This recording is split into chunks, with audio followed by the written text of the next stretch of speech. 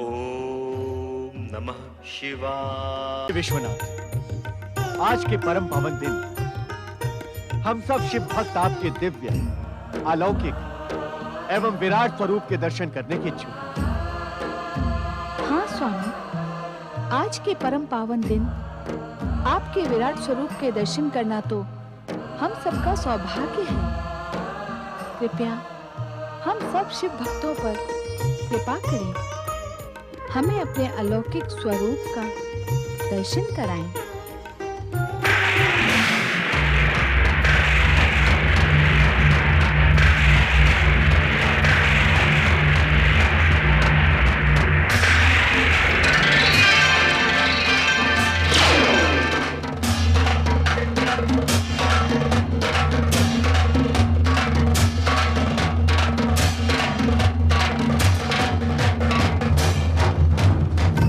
परब्रह्म परमेश्वर भगवान भोलेनाथ की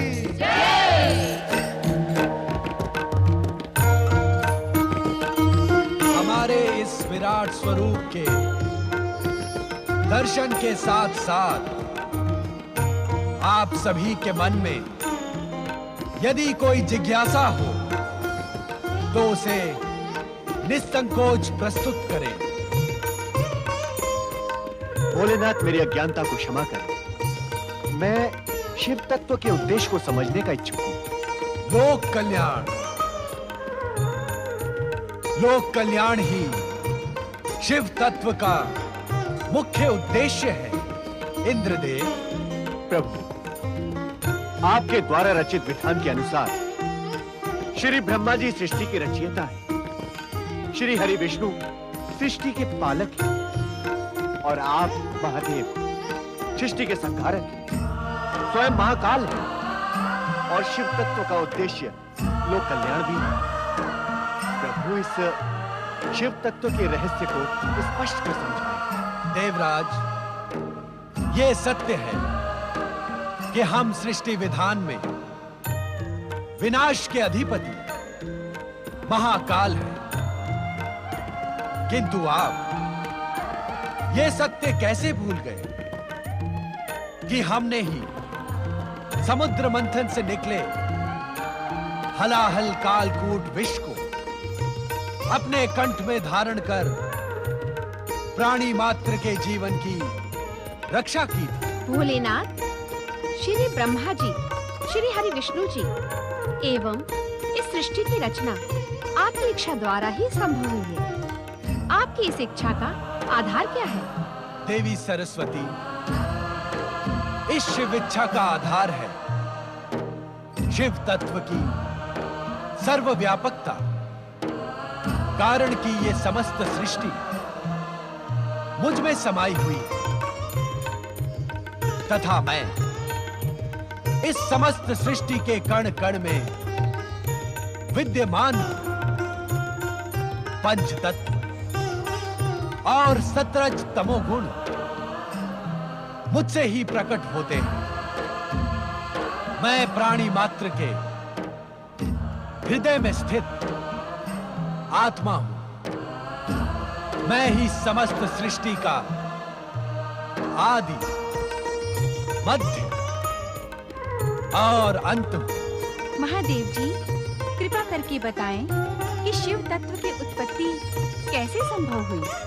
देवी लक्ष्मी, मेरी उत्पत्ति को न तो देवता जानते हैं और न ही ऋषिजन, क्योंकि मैं इन सभी का जनक आदिदेव परात्पर ब्रह्म हूं।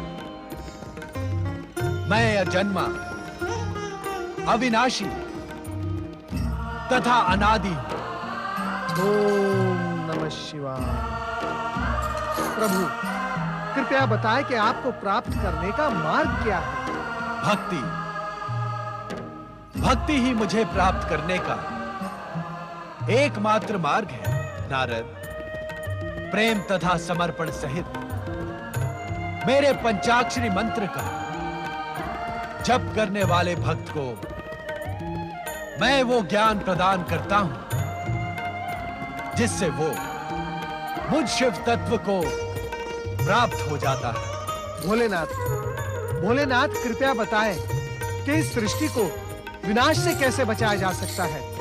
निर्माण और विनाश तो समय के काल चक्र पर निरंतर घूमने वाली प्रक्रिया है नारद, किंतु विनाश के अधिपति महाकाल सदाशिव ये विश्वास अवश्य दिलवा सकते हैं कि जब तक प्राणियों में धर्म और भक्ति का अंश शेष है, तब तक ये सृष्टि विनाश से सुरक्षित है।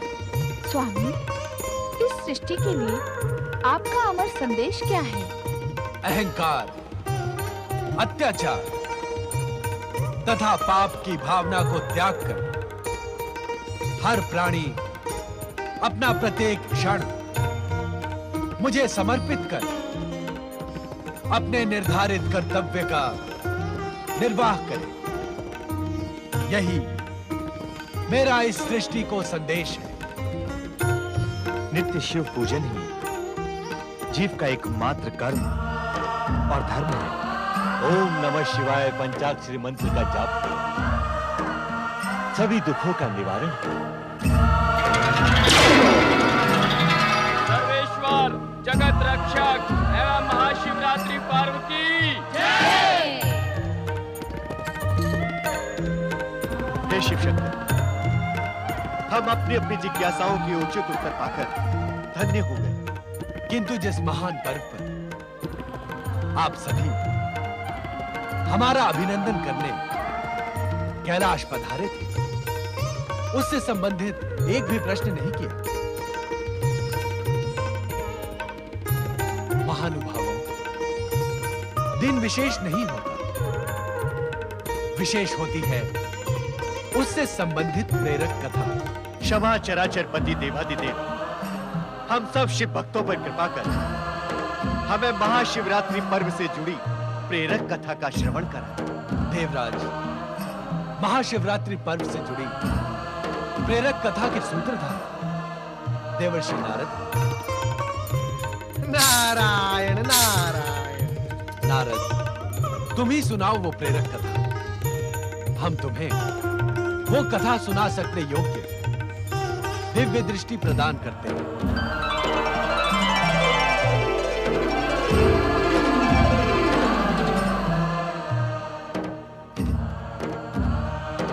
ओम नमः शिवाय।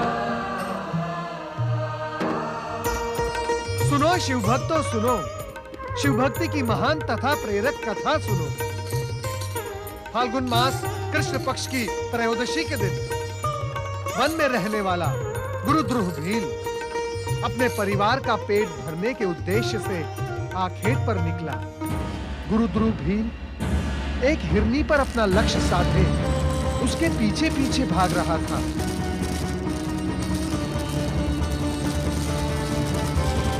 हिरनी की भागने की गति इतनी तीव्र थी कि बहुत प्रयास करने पर भी गुरुद्रुह का लक्ष्य हिरनी पर नहीं लग रहा था।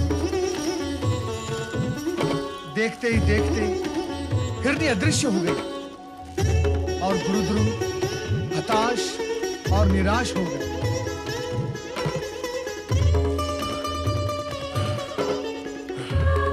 न जाने हिरनी किस दिशा में चली गई है।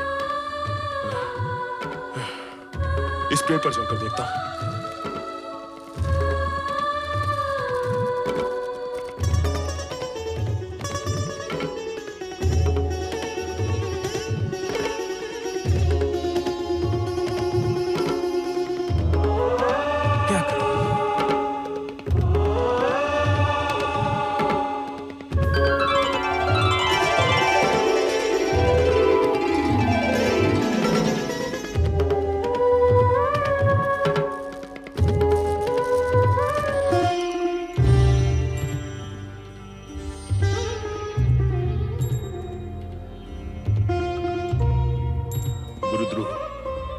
इस निरीह प्राणी के प्राण क्यों हरना चाहता है?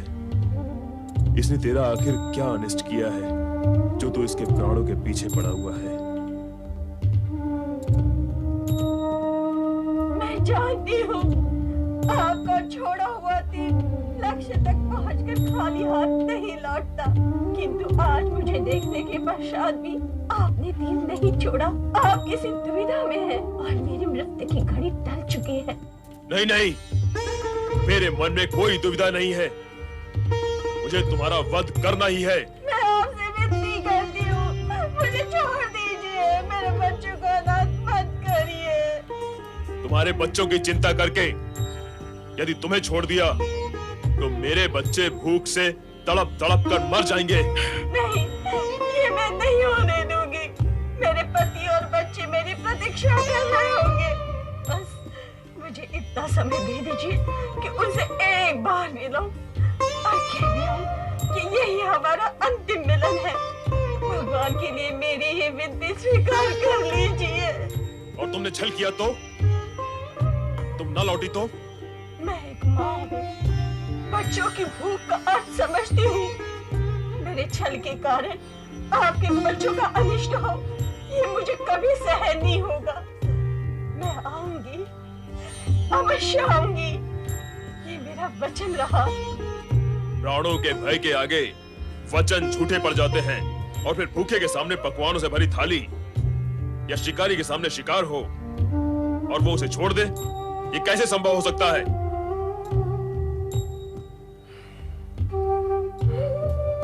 समझ में नहीं आता कि मैं क्या करूं। तुम रो रही हो? नहीं, मुझे तुम पर दया आ रही है। दया? और मुझ पर? हाँ, क्योंकि मैं तुम्हें तुम्हारे धर्म से विमुख कर रही हूँ।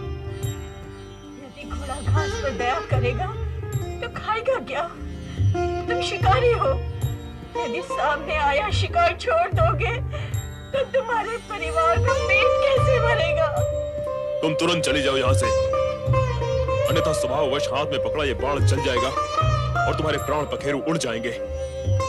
उस दशा में तुम्हारे परिवार वाले, तुम चली जाओ यहाँ से, जाओ। इस दया भाव के लिए बहुत बहुत धन्यवाद। आपने अपना कर्तव्य पूरा किया, अब मैं भी करूंगी। घर में सबसे मिलने के उपरांत यही आकर तुम्हारे सामने खड़ी हो जाऊंगी। तुम मेरे प्राण हर लेना। तुम शीघ्र जाओ और जल्दी लौटकर आना, मैं तुम्हारी यही प्रतीक्षा करूंगा। धन्यवाद शिकारी जी, धन्यवाद।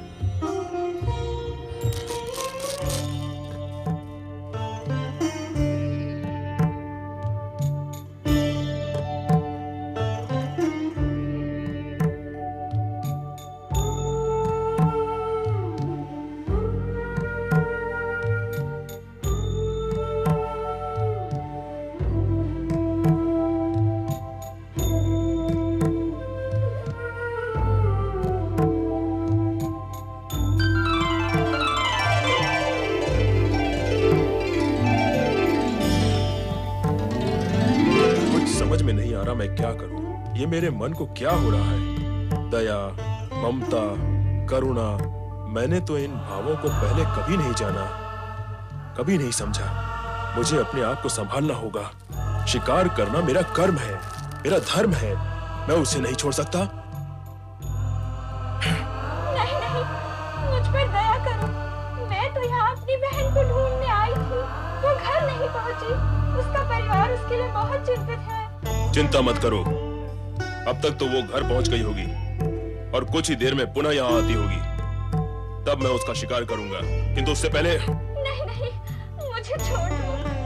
अच्छा, इतनी ही देर के लिए छोड़ दो कि मैं घर जाकर देख आऊं मेरी बहन पहुंच गई अथवा नहीं। मैं वचन देती हूँ, कुछ ही देर में मैं स्वयं तुम्हारा बाण खाकर प्राण त्यागने के लिए तैयार होकर आऊंगी। कृपया मुझ पर विश्वास करो। चलो ठीक है, मैं तुम्हारी भी प्रतीक्षा में यहीं बैठा रहूंगा।